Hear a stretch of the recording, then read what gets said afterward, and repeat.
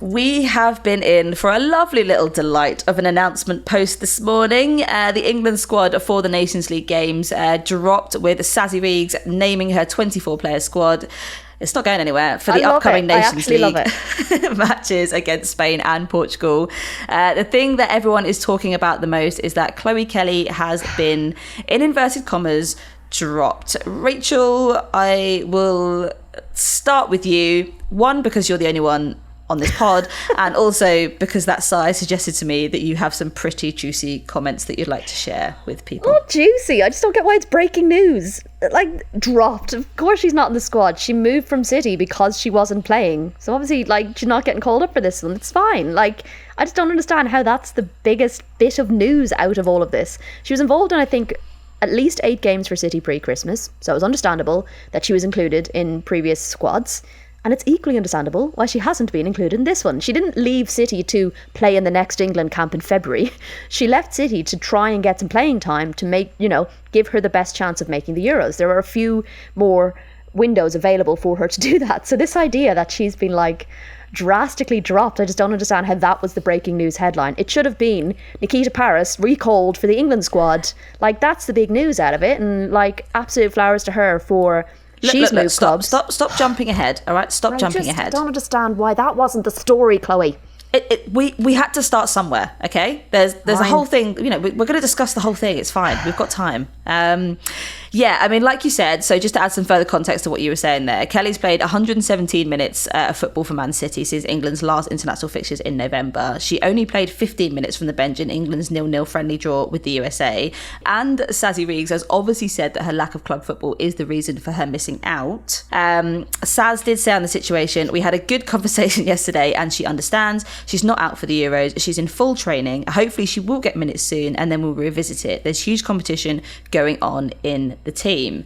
I think it's quite nice just to add that level of logic to it. Okay, it's not because obviously I think it's just come off the back of the timing of it has obviously come off the back of Kelly's comments and everyone's sort of saying, well, were their comments the reason that she's been dropped? Is, Sarina really likes the mentality around, what happened with Ellie Roebuck. People there were rumours flying around that she was, misbehaving or wasn't, in the right space. No, it was Hannah Hampton, sorry, that she wasn't in the right space and that kind of thing. But yeah, at the end of the day, it's kind of facts, figures, numbers, and that's about it. And Sarina's kind of put it to bed, saying she's not out for the Euros. Let's all calm down a second. She just needs to get back into playing club football. So it was a bit like the whole Leah Williamson thing around the Germany game, and is she going to drop her captain? And I was like, she's literally just come back from injury. She's not up to full match fitness. Why has this become such a massive thing about, are you going to drop the captain? It's well, she's probably actually going to manage her minutes given she's injured. But yeah, okay, that's the headline. Okay, so we're throwing foam and water to this raging, fire-ridden debate. We think it has been done with the right intention, and we can't wait, hopefully, to see Kelly recalled to the squad and for imagine the Euros. The fire that's going to light under her. 100%. I mean, I think she's got something to prove, and Chloe Kelly is she's got it in her to do that. So watch this space. Before the Euros, she didn't come back until early April after that ACL injury, and she got into the Euro squad, and I think she was a bit important to that one. So I don't remember her being there, to be fair. What did she do exactly? So I think she knows she's got time to prove herself, and hopefully she'll be able to do that at Arsenal. 100%. Elsewhere, now we can get stuck into it. Yes. Nikita Parris has been handed her first call-up in more than 2 years. And again, going back to what Sarina was saying, when you are doing club football, and you are doing club football very well, you're going to get back into Sarina's good books. Parris has scored 6 goals in her last 8 games in all competitions for Brighton. She has been a massive part of how well they've been doing this campaign. I feel like she's really lit the fire underneath Brighton and got people being really passionate and super happy to kind of be supporters of Brighton again, alongside Kirby and others. Obviously Michelle Adjumang's been incredible too, but yes, 100%. But how happy do you feel? Go on itching. I'm delighted. I think that's an example of a player who's gone somewhere that recognises she needs to be the key player in order to find her form again. And I think Keats does better when the team relies on her, and there's not if I miss, it's not the end of the world. There's, someone else who's definitely going to score. I think being the talisman for the team actually benefits her. You know, in terms of turning those opportunities into quality opportunities, turning those quality opportunities into goals, coming up clutch when the team needs you, when you're down, you go behind, you know, all that kind of stuff. She has that mentality. And yeah, she's really found her rhythm now at Brighton. And to get, you know, many of us thought maybe she wasn't going to get back into the squad, you know, because it'd been a while. So yeah, it's just proof that hard work pays off, and I'm delighted. She's a different profile of striker, and England need that. They need to be able to bring on a different profile during a game if one thing isn't working.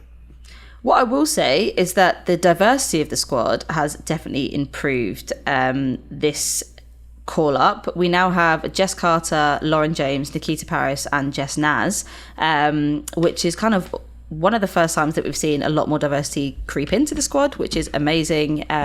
So yeah, super happy for all the call ups. I think there's not a person on there that I think doesn't deserve to be in that squad. I'm just looking at the list now. I was a bit surprised that Gabby George was out.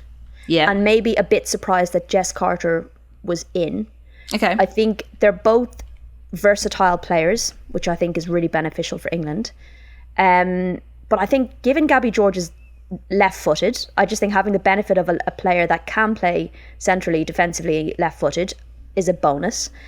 And because she's been playing well, and Jess Carter was, you know, slightly out of season, I'd argue. So I was interested that Gabby George was left out of this one.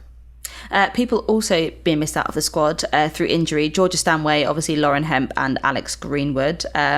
But still time, definitely still time. Maybe probably not for Georgia Stanway. Well, she's apparently progressing well. So Sarina was positive about that.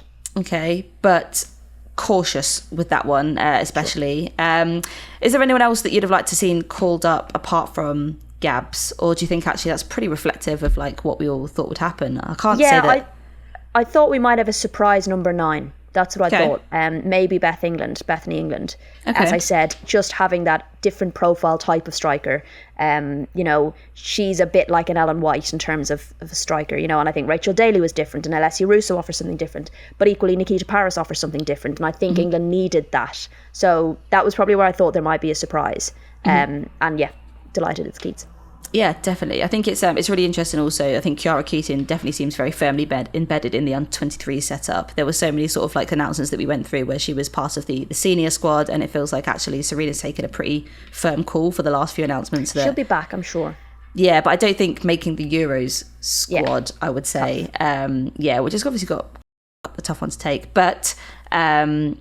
yeah, super happy for everyone involved in that, and really looking forward to seeing England play again. It'd be lovely that we've got an England game at the end of the month to look forward to. So I'm going over to do an Ireland game, and then I'm coming back to do the other England game. So amazing. And I got an email this morning asking if I wanted to be in hospitality for that, so I've just accepted. Did you? And gosh, that's such a surprise. Can't wait. Where's my email?